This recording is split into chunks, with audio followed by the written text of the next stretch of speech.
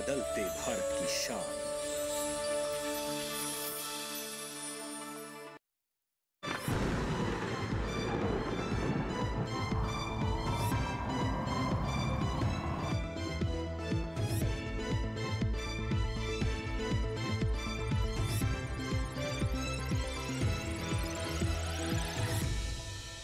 नमस्कार, मौसम खबर में आपका स्वागत है। आपके साथ मैं हूं अंजू सिंह। मौसम खबर में जानेंगे अगले 24 से 48 घंटों में कैसा रहेगा मौसम का हाल, कहां होगी बारिश, कहां चलेंगी तेज हवाएं, कैसी रहेगी तापमान की स्थिति। लेकिन शुरुआत मौसम से जुड़ी 5 बड़ी खबरों के साथ। तो आइए आपको बताते हैं 5 बड़ी खबरें कौन सी है। शुरुआत अरुणाचल प्रदेश के साथ करते हैं, जहां के बारे में आपको बता दें कि इक्का दुक्का स्थानों पर जोरदार बारिश अरुणाचल प्रदेश में हो सकती है। वहीं आगे पश्चिम बंगाल की बात करें तो यहाँ पर छुटपुट हिस्सों में काफी गर्म हवाएं चल सकती हैं, यानी तेज हवाओं के साथ गर्म हवाएं भी चलने की संभावना है। दक्षिणार्त्री कर्नाटक पर नजर डालें तो गिनी चुनी जगह पर यहाँ पर तेज बारिश हो सकती है, यानी कुछ क्षेत्रों में काफी तेज बारिश होने की यहाँ पर संभावना है। वहीं अंडमान निकोबार द्वीप समूह में कहीं कहीं भारी बरसात का अनुमान है। तो मौसम से जुड़ी 5 बड़ी खबरों में अगली जो खबर है वो मध्य महाराष्ट्र से जुड़ी हुई है, जहां पर बिजली के चमक के साथ तेज हवाएं चलने की संभावना है। तो ये थी मौसम से जुड़ी 5 बड़ी खबरें। आइए बात करते हैं मौसम अलर्ट की, जिसमें हम आपको बताते हैं कि किस क्षेत्र को लेकर किस तरह की चेतावनी जारी की गई है, जिसका ध्यान रखना, जिस पर नजर बनाए रखने की जरूरत रहती है। पूरा आप मैप देख सकते हैं, जिसमें ज्यादातर क्षेत्र आपको जो हरे रंग में दिखाई दे रहे हैं, यानी उनको लेकर किसी तरह की चिंता नहीं है, कोई चेतावनी नहीं है। लेकिन जो क्षेत्र पीले रंग में है वहां पर थोड़ा सावधान जरूर रहे, नजर बनाए रखें। और जो क्षेत्र आप नारंगी रंग में देख रहे हैं वहां पर सावधान रहे। तो खासतौर पर अगर हम आगे पश्चिम बंगाल की बात करें तो यहाँ के लिए चेतावनी है कि गर्म हवाएं चल सकती हैं। वहीं अगर हम पूर्वोत्तर के राज्यों में अरुणाचल प्रदेश की बात करें तो कुछ क्षेत्रों में काफ़ी मूसलाधार बारिश होने की संभावना है। असम, मेघालय, नागालैंड, मणिपुर, मिजोरम, त्रिपुरा सभी जगहों पर गरज चमक के साथ तेज हवाएं चल सकती हैं। अंडमान निकोबार द्वीप समूह के लिए भी एक तरह से चेतावनी है कि यहाँ पर भी काफ़ी बारिश हो सकती है। और पूर्वोत्तर के सभी जो राज्य देख रहे थे ज़्यादातर जहाँ पर आपने पीला रंग देखा वहाँ पर गरज चमक के साथ तेज हवाएं चल सकती हैं। अब बात करते हैं मौसम पूर्वानुमान की, जिसमें विस्तार से हम आपको बताते हैं बारिश के बारे में, कहां ज्यादा और कहां कम बारिश होने की संभावना है। जम्मू कश्मीर, लद्दाख, हिमाचल प्रदेश और उत्तराखंड की बात करते हैं, जहां पर कहीं कहीं बारिश हो सकती है। लेकिन वहीं पंजाब, हरियाणा, दिल्ली, पश्चिमी उत्तर प्रदेश, पूर्वी उत्तर प्रदेश, इन सभी क्षेत्रों में, इन सभी राज्यों में फिलहाल बारिश की अगले 24 से 48 घंटों में संभावना बनती नजर नहीं आ रही है। लेकिन हिमाचल प्रदेश और उत्तराखंड में अगले 24 से 48 घंटों में, साथ ही जम्मू कश्मीर और लद्दाख में भी बारिश कहीं हो सकती है। आइए अब आपको बताते हैं अरुणाचल प्रदेश के बारे में, जहां पर आप देख सकते हैं कि अनेक जगहों पर बरसात हो सकती है। और कुछ क्षेत्रों में अरुणाचल प्रदेश में अभी भी चेतावनी है कि काफी ज्यादा बारिश हो सकती है। नागालैंड, मणिपुर, मिजोरम और त्रिपुरा की बात करें तो कहीं कहीं यहाँ भी बारिश होने की संभावना है। असम, मेघालय में भी कई जगह बारिश हो सकती है। बिहार, झारखंड, आगे पश्चिम बंगाल में बारिश की संभावना नहीं है। दक्षिण में तमिलनाडु, पुडुचेरी, तटीय आंध्र प्रदेश, रायलसीमा, तेलंगाना की बात करते हैं तो यहाँ आप देख सकते हैं कि कहीं कहीं बारिश हो सकती है। वहीं भीतरी उत्तर कर्नाटक में कई जगह बारिश होने की संभावना है। भीतरी दक्षिण कर्नाटक में अनेक जगहों पर बारिश हो सकती है। और केरल को लेकर के भी ज्यादा बारिश की संभावना बनती नजर आ रही है। और अंडमान निकोबार द्वीप समूह में भी ऐसी स्थिति रहेगी। बात करते छत्तीसगढ़, विदर्भ, मराठवाड़ा, मध्य महाराष्ट्र की, जहाँ पर कहीं कहीं बारिश हो सकती है। लेकिन पूरे मध्य भारत में अब ऊपर के ओर रुख करते हैं, जिसमें आप पूर्वी मध्य प्रदेश, पश्चिमी मध्य प्रदेश देख सकते हैं। कुछ क्षेत्र जो पूर्वी राजस्थान का क्षेत्र, वहाँ भी देखिए कहीं बारिश होने की संभावना नहीं है। इसी तरीके से गुजरात और पश्चिमी राजस्थान में भी बारिश की संभावना नहीं है। अब बात करते हैं मौसम के जाल की, यानी अगले पिछले 24 घंटों में कैसी स्थिति रही मौसम की, उसके बारे में आपको बताते हैं। तो यहाँ पर नजर डालें आप जम्मू कश्मीर, लद्दाख पर। जम्मू कश्मीर में जहाँ पर कहीं कहीं आप देख सकते हैं कि बर्फबारी भी हुई है, काफ़ी तेज़ हवाएं चली हैं, गरज चमक के साथ बौछारें पड़ी हैं। अंडमान निकोबार द्वीप समूह के बारे में भी आपको बताएंगे, लेकिन उससे पहले जितने ऊपरी क्षेत्र हैं उनके बारे में आपको विस्तार से बता दें तो देख सकते हैं लद्दाख में भी कहीं कहीं बारिश हुई है। वहीं अगर हम पूर्वोत्तर के राज्यों की बात करें तो अरुणाचल प्रदेश, असम, मेघालय, नागालैंड, मणिपुर, मिजोरम, त्रिपुरा और उप हमारे पश्चिम बंगाल है, जिसमें खासतौर पर असम और मेघालय की ओर हम रुख करें तो यहाँ देख सकते हैं कि बारिश के साथ काफ़ी तेज़ हवाएं भी चली है। और अन्य सभी क्षेत्रों में यहाँ पर बारिश दर्ज की गई है। ओडिशा में भी कहीं कहीं तेज़ हवाएं चली हैं और बारिश हुई है। आइए आपको अंडमान निकोबार द्वीप समूह के बारे में बताते हैं, जिसके बारे में जानकारी दे दें आपको कि पिछले 24 घंटों में काफ़ी ज़्यादा यहाँ पर बारिश हुई है, जिसको लेकर अलर्ट भी लगातार दिया जा रहा है। वहीं अगर हम जो दक्षिण के राज्य हैं, केरल, तमिलनाडु, पुडुचेरी की बात कर लेते हैं तो आप देख सकते हैं कि तमिलनाडु में बारिश के साथ तेज़ हवाएं चली हैं। केरल में भी कुछ क्षेत्रों में काफ़ी ज़्यादा बारिश रही है। इसी तरीके से आंध्र प्रदेश, तेलंगाना क्षेत्र में भी बारिश रही है। मध्य भारत में पूर्वी मध्य प्रदेश, पश्चिमी मध्य प्रदेश में पिछले 24 घंटों में बारिश दर्ज की गई है। छत्तीसगढ़ में तेज़ हवाओं के साथ कुछ क्षेत्रों में बारिश यहाँ भी दर्ज की गई है। विदर्भ में भी बारिश रही है। इसके अलावा मध्य महाराष्ट्र में भी गरज चमक के साथ तेज हवाएं चली और बारिश हुई। कोंकण, गोवा में भी पिछले 24 घंटों में बारिश दर्ज की गई है। और इसी के साथ ही मौसम खबर में फिलहाल यहाँ वक्त एक छोटे से ब्रेक का, कहीं मत जाइएगा, देखते रहें मौसम खबर।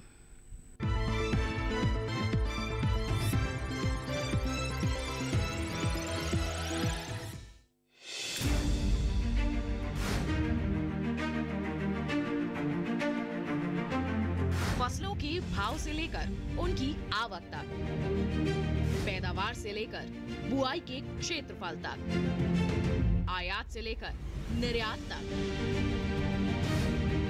घरेलू से लेकर वैश्विक बाजार तक, मंडियों की सही और ताजा जानकारी पाएं। विशेषज्ञों की राय का लाभ उठाएं। देखिए मंडी खबर सोमवार से शनिवार शाम 5 बजे सिर्फ दूरदर्शन किसान पर।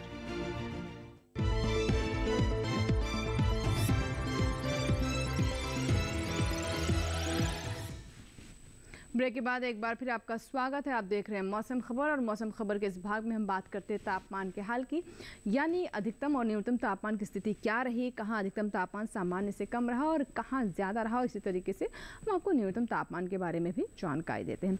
फिलहाल आप देखिए, खासतौर पर अगर हम असम, मेघालय और साथ ही साथ हमारे पश्चिम बंगाल, बिहार और गंगे पश्चिम बंगाल की बात करें तो 3 से 5 डिग्री सेल्सियस जो अधिकतम तापमान है सामान्य से यहाँ पर आप देख सकते हैं कि ज़्यादा दर्ज किया गया है। गंगे पश्चिम बंगाल भी इसी में शामिल है। बिहार की भी बात कर ले तो 3 से 5 डिग्री सेल्सियस यहाँ पर अधिकतम तापमान सामान्य से ज़्यादा रहा है। अब आपको जानकारी देते हैं उड़ीसा के बारे में, तो यहाँ भी आप देख सकते हैं कि 1 से 3 डिग्री सेल्सियस अधिकतम तापमान सामान्य से उड़ीसा में भी ज़्यादा दर्ज किया गया है। नजर डालते हैं दक्षिण की ओर, जहां पर तमिलनाडु और पुडुचेरी की बात करते हैं तो आप देख सकते हैं कि यहाँ पर अधिकतम तापमान सामान्य से 5 डिग्री सेल्सियस नीचे लुढ़का है। 5 डिग्री सेल्सियस यहाँ पर अधिकतम तापमान कम ही दर्ज किया गया है। आपको जानकारी देते हैं विदर्भ और मराठवाड़ा के बारे में, तो यहाँ आप देख सकते हैं कि तापमान में गिरावट दर्ज की गई। अधिकतम तापमान 5 डिग्री सेल्सियस से यहाँ पर कम दर्ज किया गया है विदर्भ और मराठवाड़ा में। रुक करते हैं जम्मू कश्मीर और लद्दाख की ओर, जहाँ तापमान में गिरावट है। अधिकतम तापमान 3 से 5 डिग्री सेल्सियस यहाँ पर कम दर्ज किया गया है। देश के विभिन्न हिस्सों में कैसा रहा अधिकतम और न्यूनतम तापमान, और इसी कड़ी में अब आपको तटीय आंध्र प्रदेश, तेलंगाना और साथ ही रायलसीमा के बारे में बता दें तो यहाँ देख सकते हैं अधिकतम तापमान 3 से 5 डिग्री सेल्सियस यहाँ कम दर्ज किया गया है। अधिकतम तापमान 3 से 5 डिग्री सेल्सियस नीचे लुढ़का है, कम दर्ज किया गया है। नजर डालते हैं अब पूर्वी उत्तर प्रदेश, पंजाब, हरियाणा, साथ ही साथ दिल्ली पर, तो यहाँ भी आप देख रहे हैं कि तापमान में गिरावट है लगातार। अधिकतम तापमान सामान्य से यहाँ कम दर्ज किया जा रहा है और अब यहाँ 1 से 3 डिग्री सेल्सियस के बीच में अधिकतम तापमान सामान्य से कम है। छत्तीसगढ़, पश्चिमी राजस्थान, पूर्वी राजस्थान की बात करें तो यहाँ आप देख सकते हैं 1 से 3 डिग्री सेल्सियस जो अधिकतम तापमान है वो सामान्य से कम दर्ज किया गया है। पूर्वी राजस्थान, पश्चिमी राजस्थान और साथ ही छत्तीसगढ़ में स्थिति रही तापमान की। और सबसे ज़्यादा तापमान की बात करें तो आप देख सकते हैं पश्चिमी मध्य प्रदेश के इंदौर में 41.9 डिग्री सेल्सियस तापमान दर्ज किया गया है, यानी काफ़ी ज़्यादा यहाँ पर तापमान बढ़ गया है। अब बात करते हैं न्यूनतम तापमान के, जिसमें सबसे पहले हम नागालैंड, मणिपुर, मिजोरम और त्रिपुरा के बारे में आपको बता दें तो 1 से 3 डिग्री सेल्सियस यहाँ पर न्यूनतम तापमान सामान्य से ज़्यादा है। सामान्य से 1 से 3 डिग्री सेल्सियस यहाँ पर न्यूनतम तापमान ज़्यादा दर्ज किया गया है। वहीं अगर मध्य महाराष्ट्र और गुजरात की बात कर लेते हैं, मध्य महाराष्ट्र, सौराष्ट्र, कच्छ पर नज़र डालें तो आप देख सकते हैं कि 1 से 3 डिग्री सेल्सियस यहाँ पर भी जो न्यूनतम तापमान है सामान्य से ज़्यादा दर्ज किया गया है। रुक करते हैं हिमाचल प्रदेश की ओर, जहां आप देख सकते हैं कि ऊना में 17 डिग्री सेल्सियस सबसे कम तापमान दर्ज किया गया है। तो ये तो बात हुई न्यूनतम और अधिकतम तापमान की, जिसमें हमने आपको बताया कहां सामान्य से कम रहा और कहां ज़्यादा रहा। लेकिन देश के अन्य हिस्सों का कैसा रहा तापमान के लिहाज से, हाल डालते हैं नजर।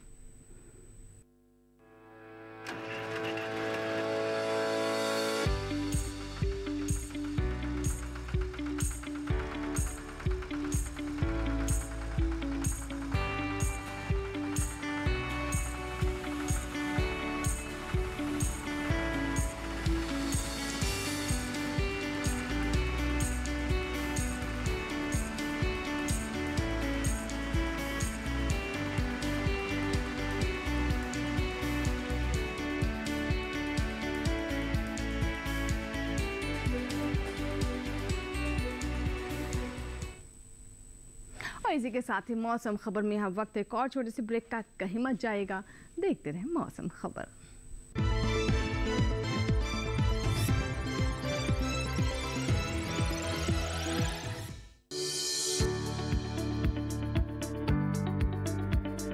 कृषि और पशुपालन है एक दूसरे के पूरक। घर आंगन से लेकर व्यावसायिक फार्म तक, मुर्गी पालन से लेकर रेगिस्तान के जहाज तक। बीमारियों से अब पशुपालक ना हो परेशान। विशेषज्ञ करेंगे आपकी समस्या का समाधान। जुड़िए हमसे, पूछिए अपने सवाल। ईमेल के जरिए भी आप हमारे साथ जुड़ सकते हैं। हमारी ईमेल आईडी है ddkisanapc@gmail.com। हमारे टोल फ्री नंबर हैं 1800-113060 और 1800-113061। देखिए अपना पशु चिकित्सक हर रविवार शाम 6:30 बजे दूरदर्शन किसान चैनल पर।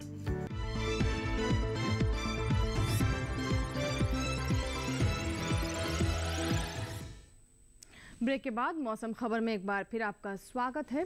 बढ़ते हैं आगे और अब बात करते हैं पर्यटन स्थलों के मौसम पूर्वानुमान की, यानी उससे पहले नजर डालते हैं वायु गुणवत्ता पर। देश के जो मुख्य शहर हैं वहाँ की वायु गुणवत्ता कैसी रही, शुरुआत करते हैं राजधानी दिल्ली से। तो आप देख सकते हैं कि यहाँ की वायु गुणवत्ता लगातार 79 पर टिकी हुई है, काफ़ी बेहतर स्थिति है। पटना में 137 और ये भी संतोषजनक श्रेणी में पहुँच चुकी है। पटना के बाद आइए आपको बताते हैं वायु गुणवत्ता पुणे की कैसी रही। तो आप देख सकते हैं 50 से कम है, 47 है, जो कि बहुत अच्छी श्रेणी में है। यहाँ की वायु गुणवत्ता फिलहाल बहुत अच्छी बनी हुई है। हैदराबाद में भी वायु गुणवत्ता 50 है और भी काफ़ी अच्छी स्थिति में है। हैदराबाद की भी एयर क्वालिटी काफ़ी बेहतर है।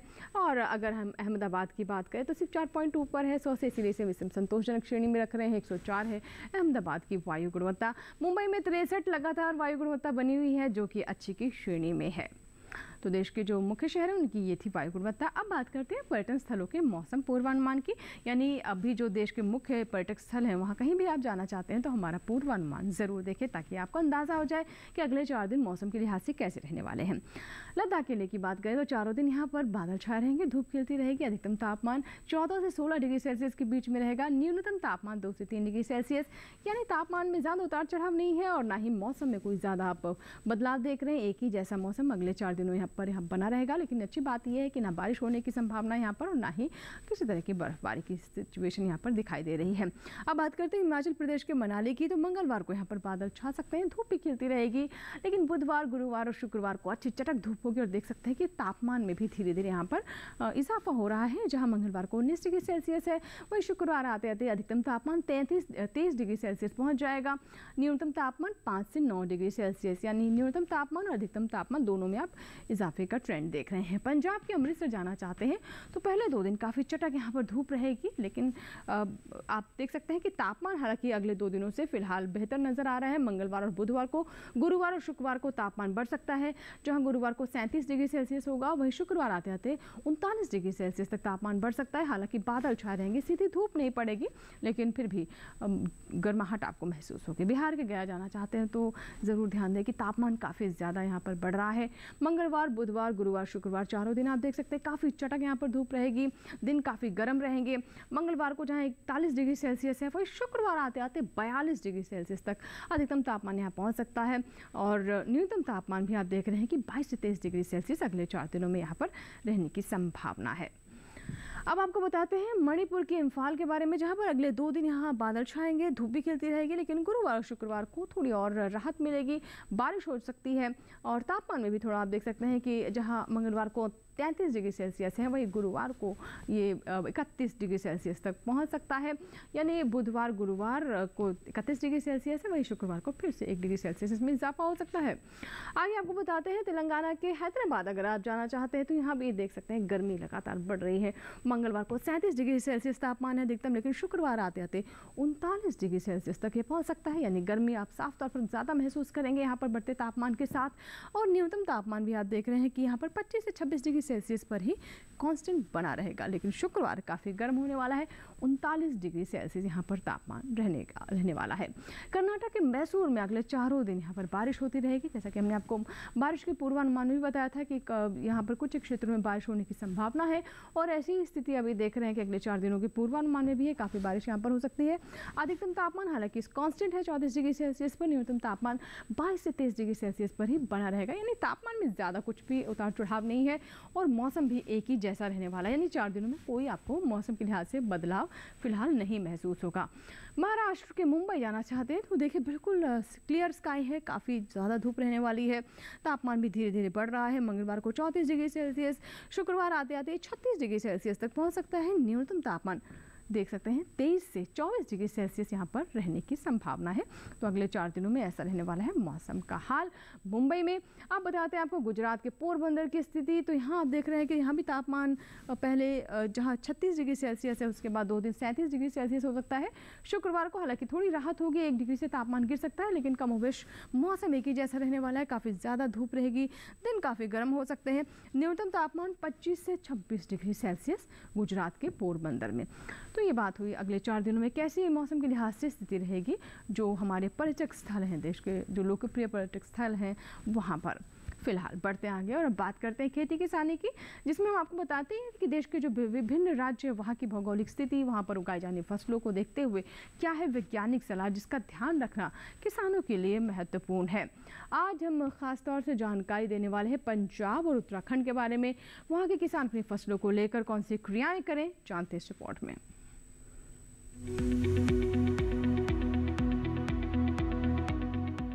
उत्तराखंड में गेहूं की कटाई करें, यही बाजरे की रुपाई कर सकते हैं। इस समय जौ की भी रुपाई करें। किसान टमाटर के खेत से जल निकासी का उचित प्रबंध कर ले, साथ ही बैंगन के खेत में निराई और गुड़ाई करते रहें। अभी मूंग के खेत में सिंचाई कर सकते हैं। इसके अलावा भिंडी के खेत में निराई कर ले। उत्तराखंड में धान की खेती के लिए नर्सरी तैयार कर सकते हैं। वहीं दूसरी ओर मौसम को ध्यान में रखते हुए ही लोबिया के खेत में सिंचाई करें। उत्तराखंड में लोबिया में कीट लगने की संभावना बनी हुई है। ऐसे में लोबिया में कृषि विशेषज्ञों की सलाह से कीटनाशक का छिड़काव कर ले। पंजाब में गेहूं की तैयार फसलों की कटाई कर सकते हैं। किसान टमाटर के खेत में जरूरी उर्वरक डालें, टमाटर की तुड़ाई कर ले, साथ ही बैंगन की रुपाई करें। इस समय लाल मिर्च की भी तुड़ाई करते रहें। मौसम के अनुसार ही लाल मिर्च के खेत में सिंचाई करें।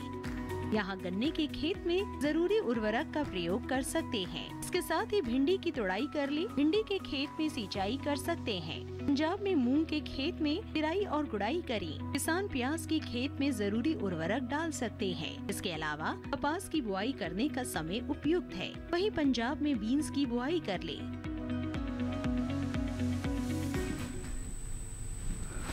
तो ये थी हमारी आज की खेती किसानी से जुड़ी हुई रिपोर्ट। फिलहाल बढ़ते हैं आगे और अब बात करते हैं आज की फसल की, जिसमें हम आपको जानकारी देते हैं अलग अलग फसलों के बारे में। और इसी कड़ी में आज हम आपको बताने वाले हैं हल्दी के बारे में। जी हाँ, हल्दी जो कि हमारी संस्कृति में रची बसी है, इसके कई आयुर्वेदिक गुण भी हैं। कई तरह की बीमारियों में औषधि के रूप में इसे इस्तेमाल किया जाता है और हमारे देश की हल्दी विदेशों में भी काफ़ी धूम मचाती है। तो आइए देखते हैं, अगर आप हल्दी की फसल लेना चाहते हैं तो इसके लिए कौन सी उपयुक्त बातें हैं जिसका ध्यान रख आप अच्छी उपज प्राप्त कर सकते हैं। देखते हैं इस रिपोर्ट में।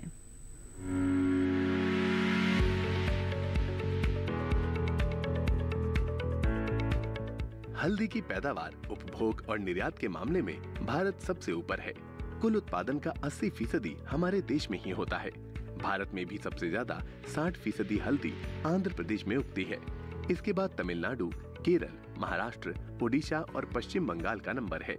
ओडिशा और झारखंड में भी इसकी खेती की जाती है। ये उष्णकटिबंधीय मसाला फसल है। इसे गर्मी के मौसम में भी उगाया जाता है और मानसून में भी। खरीफ मौसम में ये सबसे उपयुक्त फसल है। अंतर्वर्ती फसल के रूप में की जा सकती है खेती। हल्दी को 4.5 से 7.5 pH वाली दोमट और बलुई दोमट मिट्टी चाहिए। ऊसर और क्षारीय जमीन इसके लिए सही नहीं है। केरल और पश्चिमी तट वाले हिस्सों में अप्रैल और मई के दौरान इसकी बुआई हो जाती है। 1 हेक्टेयर बुआई के लिए 20 से 25 क्विंटल प्रकंद की जरूरत होगी। कंद स्वस्थ और उसका वजन 25 ग्राम के आसपास हो।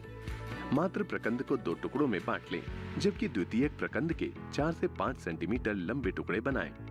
बीज को लगाने से पहले भीगे पुआल में रखें, इससे उनमें अंकुरण होगा और खेत में जल्दी जमेंगे। हल्दी की बुआई नाली बनाकर की जाती है। 40 से 50 सेंटीमीटर की दूरी पर नाली तैयार करनी है, जिसकी चौड़ाई और गहराई 15 से 20 सेंटीमीटर रखनी है। नाली में मिट्टी, ट्राइकोडर्मा युक्त कंपोस्ट और रासायनिक खाद को अच्छी तरह मिलाते हैं। फिर 10 सेंटीमीटर की दूरी पर प्रकंदों को रखकर मिट्टी से ढक देते हैं। नाली जमीन से नीचे रहनी चाहिए ताकि गर्मियों में पानी देने में आसानी हो और बरसात में इस पर मिट्टी चढ़ा दी जाए। बुआई करते समय आंख को ऊपर की ओर रखें। बुआई के बाद सिंचाई करके पलवार कर दें। 1 हेक्टेयर हल्दी को 100 किलो नाइट्रोजन, 50 किलो फास्फोरस और 100 किलो पोटाश दें। खेत की तैयारी के दौरान फास्फोरस की पूरी मात्रा और पोटाश की आधी मात्रा देनी है। 45 से 60 दिन बाद नाइट्रोजन की आधी मात्रा और पोटाश की बची हुई आधी मात्रा दे दें। बुआई के 90 दिन बाद नाइट्रोजन की बची आधी मात्रा भी दे दें। बुआई के 60, 120 और 150 दिनों पर निराई गुड़ाई करनी होगी।